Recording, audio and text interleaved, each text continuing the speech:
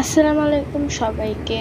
তো আজকে হচ্ছে আমি আরেকটা শর্ট ভিডিও আপলোড করছি মদিনা নিয়ে। তো এটা হচ্ছে মা ফাতেমা রাদিয়াল্লাহু তাআলা আনহু এর বাড়ি।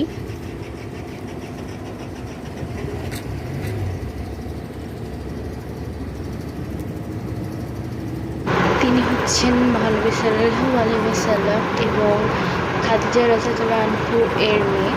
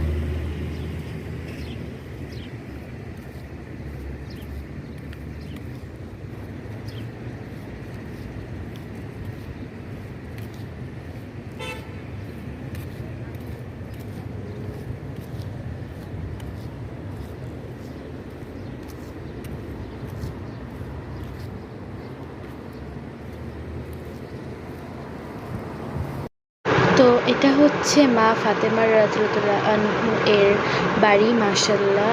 আর এর আগে হচ্ছে এখানে ব্যারিকেড ছিল না, কিন্তু পরে এখানে ব্যারিকেড দিয়ে দেওয়া হয়েছে।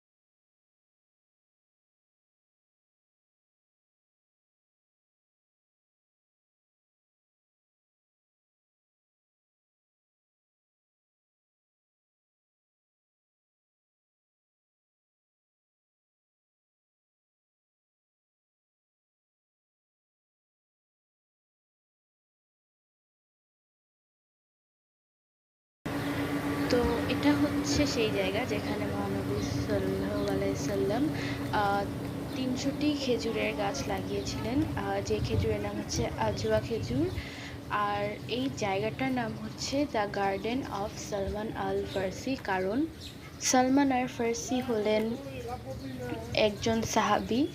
মহানবী সাল্লাল্লাহু আলাইহি ওয়াসাল্লাম তার মালিককে জিজ্ঞেস করেন যে তিনি সালমান আল ফার্সি রাদিয়াল্লাহু আনহু এর মুক্তিপণ হিসাবে কি চান, কারণ সালমান আল ফার্সি রাদিয়াল্লাহু আনহু ছিলেন একটি লোকের গোলাম।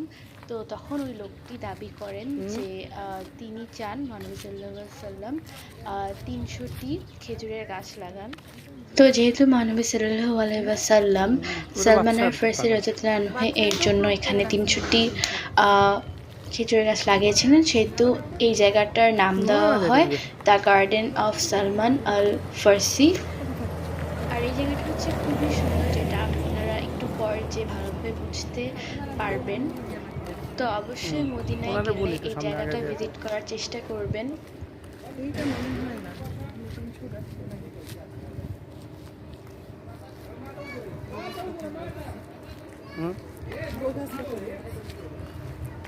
খালি ওনাকে এমনি জিজ্ঞেস করো যে এটা বাচ্চাটা ই করে রাখছে বাচ্চার বাগানে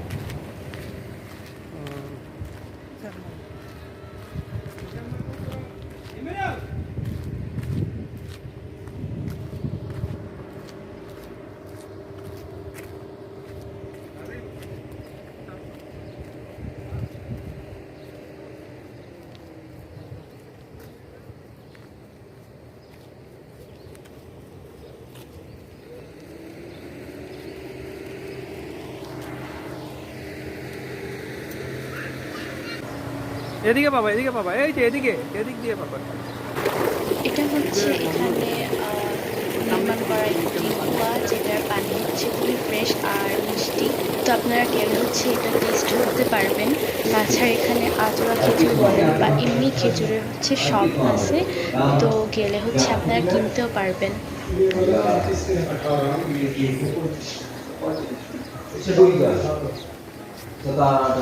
লা ইলাহা ইল্লাল্লাহ মুহাম্মাদুর রাসূলুল্লাহ।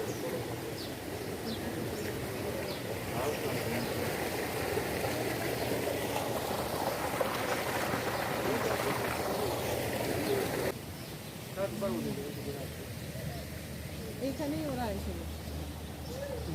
বুঝছে। তো এই কুয়াটির নাম হলো বীরের রুমা বা রুমা কূপ। তো মদিনা হিজরতের পর মুসলিমদের বিশুদ্ধ পানির সংকট দেখা দেয়। তো সেই সময়ে বীরের রুমা বা রুমা কূপ নামে মদিনায় এক ইহুদির একটি বড় কূপ ছিল। সেই সংকটের সুযোগে মুসলিমদের কাছে একদম চড়া মূল্যে হচ্ছে পানি বিক্রি করা হতো। তো সেটা নবী সাল্লাল্লাহু আলাইহি ওয়াসাল্লাম দেখে সবার সামনে ঘোষণা দিলেন যে তোমাদের মধ্যে কি কেউ আছে যে এই কূপটি ক্রয় করতে পারবে। তখন সর্বপ্রথম ইসলামের তৃতীয় খলিফা উসমান রাদিয়াল্লাহু আনহু একবার শুনে রাজি হয়ে গেলেন ওই কূপটি ক্রয় করার জন্য। উসমান রাদিয়াল্লাহু আনহু যখন কূপটি ক্রয় করতে চাইলেন তখন ইহুদি মানলেন না। তো এরপরে হচ্ছে তিনি একটি প্রস্তাব দিলেন যে তিনি অর্ধেক কূপ ক্রয় করবেন। তো এভাবেই চলতে থাকলো। একদিন মুসলিমরা পানি নিলেন আর আরেকদিন তারা পানি নিল। তবে এতে তার ব্যবসায় সংকট দেখা দিল। তাই পরবর্তীতে যে পুরো কূপটি তিনি উসমান রাদিয়াল্লাহু আনহুকে দিতে রাজি হলেন এবং উসমান রাদিয়াল্লাহু আনহু ৩৫,০০০ দিরহাম দিয়ে এই কূপটি কিনে নিলেন। তো এই কূপটি হচ্ছে ঠিক বাগানের পাশে অবস্থিত আর এখানে হচ্ছে এখন পর্যন্ত পানি আছে।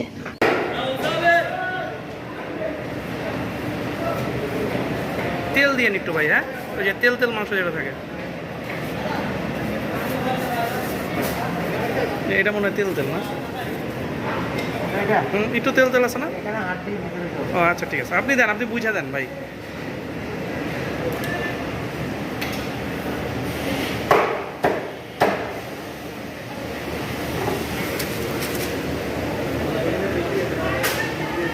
লাহামে আসছে ৩৫ টাকা। আল্লাহ, তাই আসবে